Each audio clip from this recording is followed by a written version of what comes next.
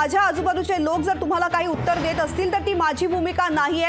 माझ्याशी संपर्क होत नसेल, मी फोनवरून बोलत नसेल तर यामुळे माझ्याबद्दल गैरसमज निर्माण करून घेऊ नका, माझ्यावरती विश्वास ठेवा, असं सुद्धा तिथल्या उपस्थितांना त्यांनी सांगितलेलं आहे। यासोबतच आंदोलन मागे घेणार नाही अशी भूमिका मांडताना त्यांनी देवेंद्र फडणवीस सरकारवरती गंभीर आरोप केलेत। देवेंद्र फडणवीस मला मारण्याचं षडयंत्र रचतात असं म्हणतानाच मुख्यमंत्री आणि दोन दुसरे उपमुख्यमंत्री यांच्या आजूबाजूचे लोक सुद्धा काही प्रयत्न करतात षडयंत्र रचण्यासाठी असाही आरोप त्यांनी केलेला आहे। मात्र आंदोलनावरती ठाम आहे आणि मी मागे हटणार नाही असं त्यांनी म्हटलेलं आहे। ओबीसीमधून आरक्षण घेतल्याशिवाय मराठ्यांचं हे आंदोलन थांबणार नाही असं मनोज जरांगे पाटील यांनी म्हटलेलं आहे।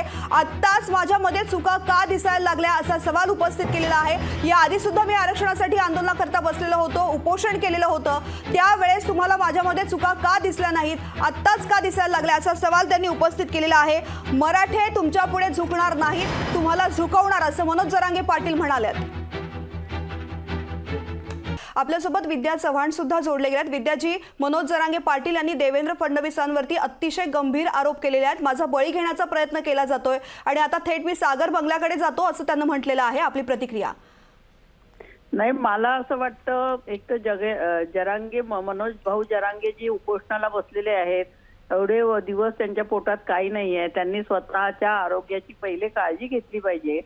कुठल्याही सत्ताधारी आणि बलशाली माणसाविरोधात लढायचं असेल तर आपण आधी धष्टपुष्ट असलं पाहिजे आणि लढायला चांगले तयार असले पाहिजे। आता त्यांनी जे आरोप केले त्याच्यामध्ये किती तथ्य आहे किती नाही हे स्वतः मुख्यमंत्री त्याची इन्व्हेस्टिगेशन करून सांगू शकतील। परंतु मला असं वाटतं आता ट्रिपल इंजिन सरकार आहे, एक मुख्यमंत्री आणि दोन उपमुख्यमंत्री आहे।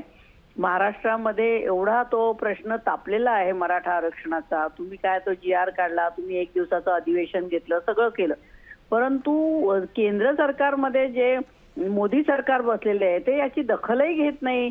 आणि याची दखल ते घेत नसतील तर देवेंद्रजी असतील, शिंदे साहेब असतील, अजितदादा असतील, त्यांनी पुन्हा एकदा पंतप्रधानांकडे जायला पाहिजे आणि आमच्या राज्याची परिस्थिती आरक्षणामुळे खूप खराब होते, आमच्यावर आरोप होत आहेत एक निश्चित हे तुम्ही आधी करण्यासाठी म्हणजे एक त्याच्यामध्ये काही सामंजस्याची भूमिका देवेंद्र फडणवीसांनी घेऊन ते गेले पाहिजे दिल्लीला।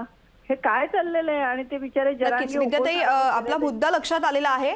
खूप खूप धन्यवाद आपण लोकशाहीकडे आपली प्रतिक्रिया दिल्याबद्दल। लोकशाही मराठी ऐका, पहा, जागरूक रहा।